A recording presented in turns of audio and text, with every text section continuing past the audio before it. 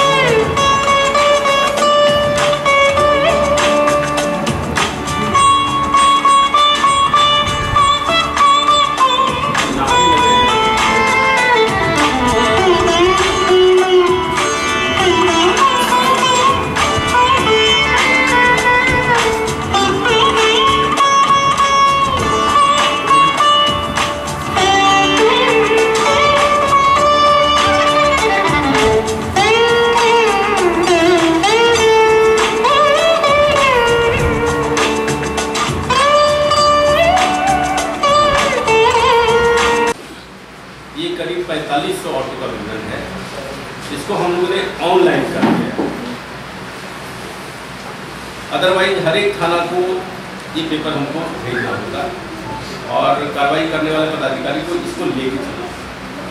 और ऑटो पकड़ने के बाद में उसका कहाँ पर भी पाया जाएगा उसका बिल्कुल वो मुश्किल काम है। तो इसको हम लोगों ने ईजी वे में करके वेबसाइट पर डाल दिया है।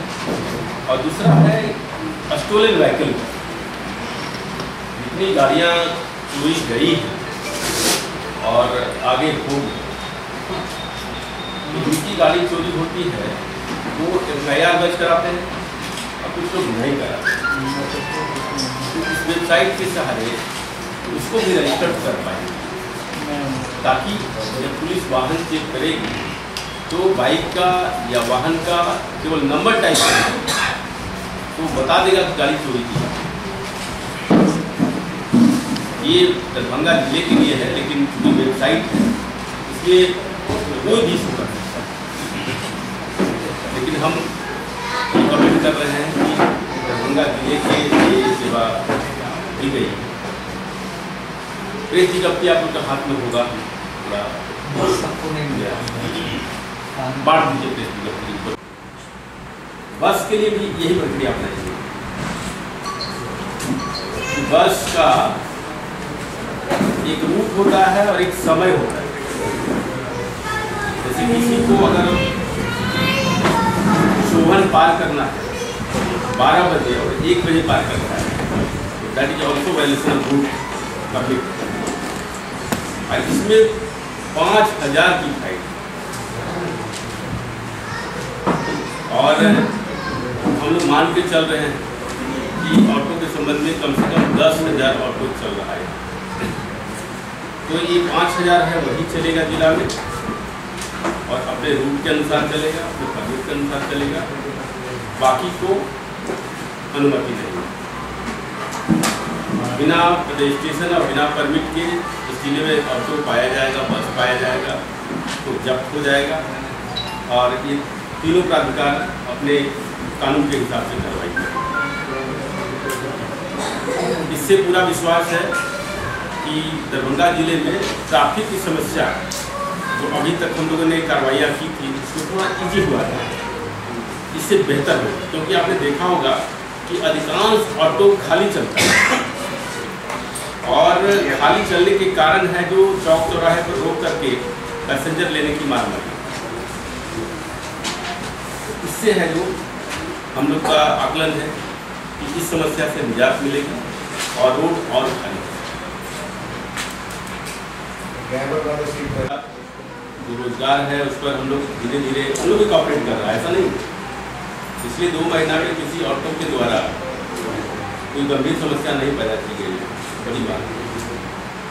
और तीसरा बिंदु है ये कोर्ट परिसर के आसपास जो वाहन खड़ी किए जा रहे हैं, इससे पुलिस को सुरक्षा देने में मुश्किल हो जाएगा। इसलिए नगर निगम, SDO दरभंगा और पुलिस की सहमति बन गई है कि इस स्टैंड को हम लोग शिफ्ट करेंगे और अतिशीघ्र शिफ्ट करेंगे। लहरियासराय थानाध्यक्ष को आदेश मिला है कि वो व्यवस्था कराएंगे और नजदीक में ही जहाँ पर पोलो ग्राउंड है वहाँ एक सुनिश्चित जगह को घेर करके वाहनों को लगाएंगे। जो दिव्यांग होंगे या पैदल चलने में थोड़ा सा भी असमर्थ होंगे उनके लिए एक छोटा सा विशेष व्यवस्था हम लोग करेंगे कोर्ट के आसपास। उसके लिए उनको के ऊपर आदेश देना होगा, या इसलिए कर रहे हैं कि ये कुछ ऑफिस का एरिया है, कोर्ट का एरिया है और आपने बिहार में ही देखा है कि किस तरह से है जो सिक्योरिटी का बड़ा लैप्स हुआ, तो वो दरभंगा में नहीं। इसके लिए हमने व्यवस्था की है कि इस टाइम को हम शिफ्ट करेंगे और एक QRT जो अत्याधुनिक हथियारों से लैस होगा वो आपको कल से दिखेगा। कोर्ट के पास अधिकांश समय व्यतीत करेगा और शेष जो कुछ ऑफिस है वहाँ भी शिक्षा का नहीं बड़ा सवाल है, उसको कवरेज देगा। स्थानीय MRM कॉलेज में कृषि विशेषज्ञ प्रतिभा कुमार झा के द्वारा मशरूम की खेती के फायदे व खेती करने का तरीका बताया गया।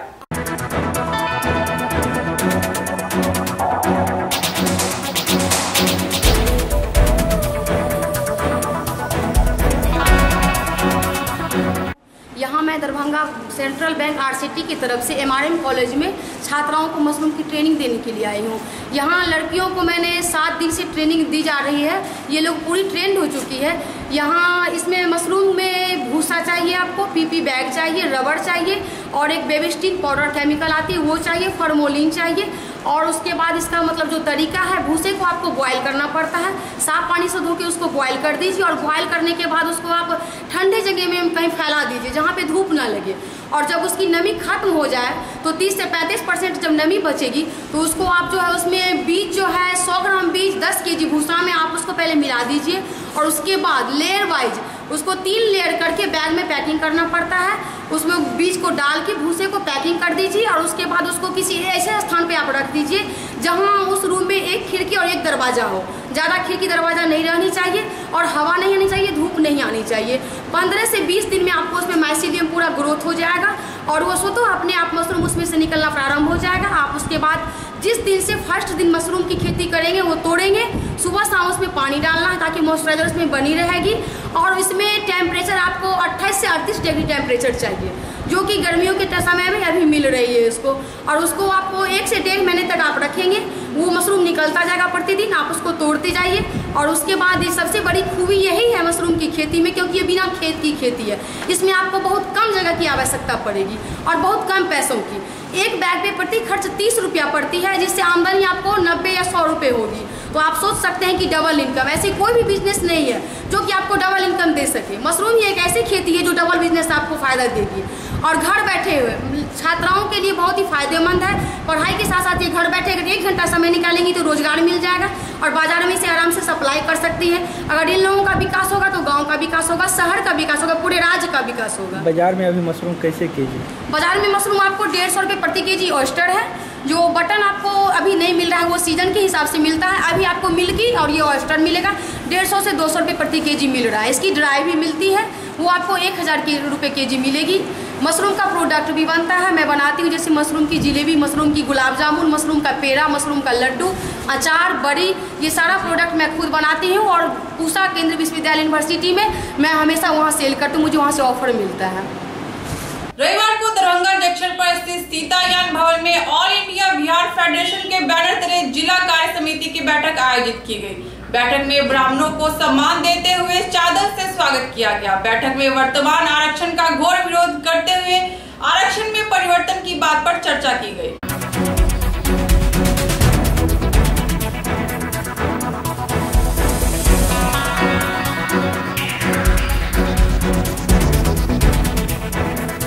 ब्राह्मण फेडरेशन के जे संबद्ध इकाई है ऑल बिहार ब्राह्मण फेडरेशन तक प्रदेश अध्यक्ष छी और संगे ऑल इंडिया ब्राह्मण फेडरेशन के राष्ट्रीय उपाध्यक्ष।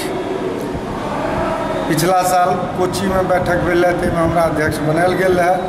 ताहि दिन से हम अखन तक एहि संगठन में सक्रिय रूप से काज कर रहलहुँ हँ और अखन तक 8टा जिला में अपन कमिटी के गठन कर चुकलहुँ हँ। वही कड़ी में आज दरभंगा जिला के जिला कार्य समिति के बैठक जिला पदाधिकारी सब गठित भेला हन, संगे संगे 8 गो ब्लॉक, तय ब्लॉक प्रमुख सबके सब आदमी के कार्य समिति के बैठक तक किछु विशेष आमंत्रित सब सदस्य छथि, किछु संरक्षक मंडल के लोग सब सेहो आयल छथि और हमर जिलाध्यक्ष छथि डॉक्टर प्रभाकर झा जी, उनकी अध्यक्षता में कार्यक्रम भऽ रहल हन। हमर संगठन जे छै से 1985 ऑल इंडिया ब्राह्मण फेडरेशन 1985 में गठित भेल छलै और अखन गठित होइत 29टा स्टेट और 2टा यूनियन टेरिटरी में गठित भऽ चुकलै और संपूर्ण राष्ट्रीय स्तर पर ब्राह्मण के एकमात्र यह संगठन छै। और संगे संगे एहि संगठन में कोनो ब्राह्मण में दुराव छिपाव नहीं छै। ओ ब्राह्मण हो, मैथिल ब्राह्मण की भूमिहार की कानपुर सकलदीपी कि जे तरहक ब्राह्मण छै जे जनौधारी छै सब एहि संगठन में संबद्ध छै। संगे संगे एकर नाम के लास्ट में फेडरेशन लिखल छै महासंघ। एकर उद्देश्य छै जे कोनो ब्राह्मण के मेन जाति हो कि उपजाति हो, जकर कोनो संगठन चलै छै तकरा संगठन के हमरा सबके तोड़े नहीं छै, तोड़े के नहीं छै, ओकरा मजबूत करे के छै। और जते संगठन प्रदेश भर में छै तकरा हम सब संगे संगे जुड़ कऽ ओकरा सबके अपना सँ रजिस्ट्रेशन दै छियै और ओकरा मदद करै छियै, प्रयास करै छियै जे जखन प्रदेश स्तर पर या राष्ट्रीय स्तर पर कोनो ढंग के कार्यक्रम हो ताहिमे सबटा संगठन एक संग एक प्लेटफॉर्म पर आबि कऽ काम करे। तकर बाद जे बिहार में हमरा संगठन के मुख्य उद्देश्य छै जे जेना अहाँ सब पतका लोगन के बुझल हुए नहीं बुझल हुए बुझ लिअ, तेलंगाना और आंध्रा ई पहिल दूटा स्टेट भेल जाहिमे 100 करोड़ रुपया दऽ कऽ ब्राह्मण वेलफेयर कॉर्पोरेशन के विगत 2 साल पहले गठन भेलै, जाहिमे 2 बेर बजटीय प्रावधान 100 करोड़ रुपया के आवंटित भेलै जे ब्राह्मण के डेवलपमेंट के लेल विकास के लेल काज कयल जाइ छै। अखन कर्नाटका में जे जेडीएस और कांग्रेस के सरकार बनल है, अहाँ सब पिछला सप्ताह समाचार पत्र या टीवी माध्यम से देखने हैं जे 25 करोड़ रुपया के ब्राह्मण वेलफेयर बोर्ड के गठन भेलै। संगे संगे कुमार स्वामी जे मुख्यमंत्री छथि ओ घोषणा केलथि जे ओकरा लेल 5 करोड़ रुपया आवंटित कयल गेलै जे आदि शंकराचार्य जे हमर सबके महापुरुष छथि हमरा समाज के, तिनकर प्रदेश स्तर पर में राष्ट्रीय कार्यक्रम हर जिला में आयोजित कयल जेतै।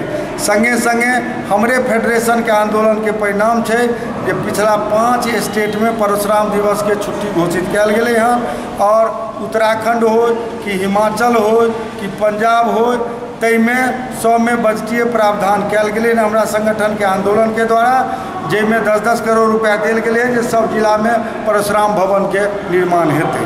संगे संगे अखन में हमर राष्ट्रीय स्तर से लऽ कऽ प्रदेश स्तर तक हमर सबके उद्देश्य छै जे जातीय आधार पर आरक्षण समाप्त किया जाए। ईस्ट सेंट्रल रेलवे कर्मचारी यूनियन की ओर से 13वां मंडलीय अधिवेशन का आयोजन स्थानीय सामुदायिक भवन में किया गया।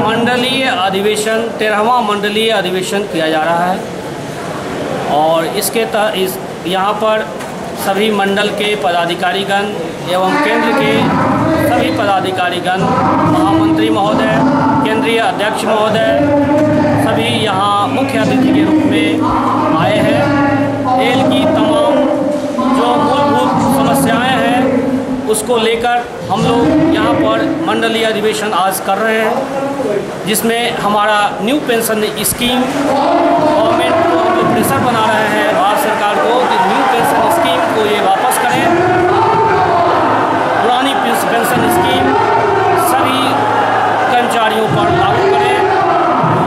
और बहुत सारी हमारी लंबित मामलाएं हैं जिसको लेकर संघर्षरत हैं हम लोग। स्थानीय MLSM कॉलेज में प्रेमचंद जयंती के अवसर पर सांस्कृतिक प्रतियोगिता का आयोजन किया गया।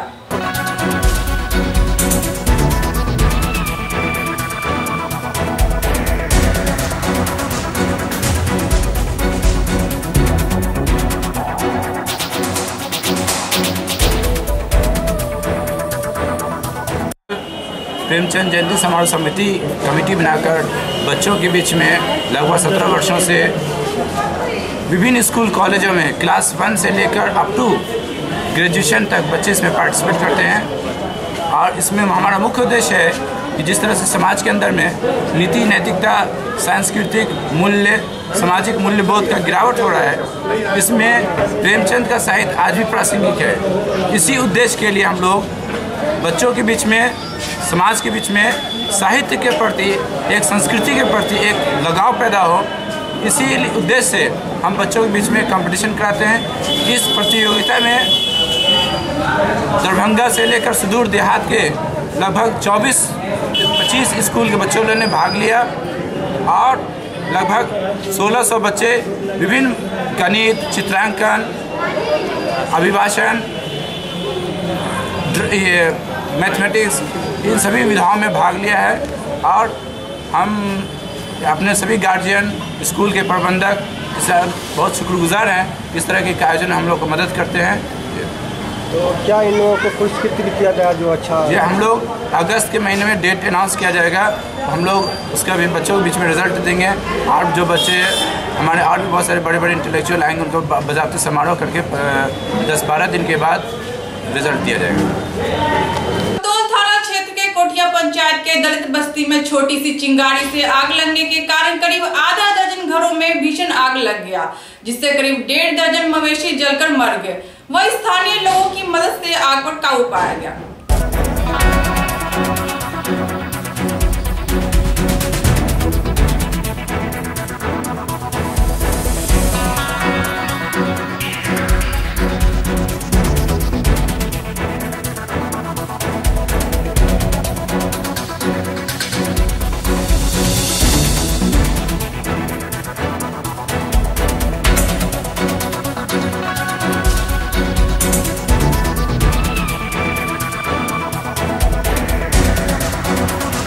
वो एक मवेशी का घर था पीछे, राजेंद्र पासवान का, उस घर से आग चला। राजेंद्र पासवान गणेश पासवान को जड़ते हुए, मोहन पासवान को जड़ते हुए लोचन पासवान को घर में आग लगा, मिश्री पासवान को घर में आग लगा। उसमें भैंस जला 1 ठो, 2 ठो बकरी जला, भैंस का बच्चा है 1 ठो। और किसी तरह का नुकसान वही मकान में जितना सामान वामान था वो सब जल गया। मकान क्या था? राशन पानी जितना जो था, कपड़ा लता, जेवर जबरात तो सब जला। केवटी प्रखंड में पड़ने वाली कोठिया पंचायत के अंदर जो है 5वां गांव है, जो कमतौल थाना क्षेत्र अंतर्गत है। इसमें शाम करीब 9 साढ़े 9 बजे लगभग वहाँ एक भैंस का जो है घर था, जो बांस और एस्बेस्टर ये सब फूस का ही था, इसमें वो आग लगी।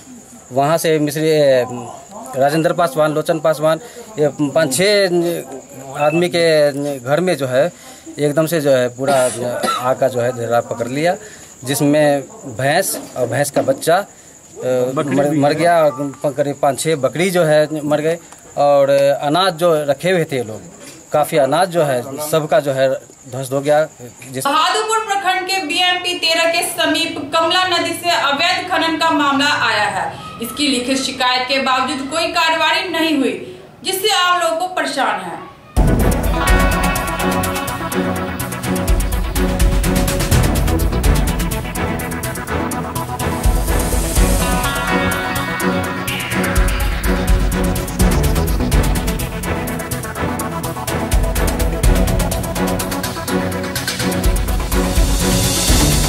वर्षों से यहाँ पे भूमाफिया द्वारा BMP कैंप दरभंगा जो है उसके पूरब और कमला नदी है उसके पश्चिमी छोर पे भूमाफिया द्वारा मिट्टी का अवैध खनन किया जा रहा है।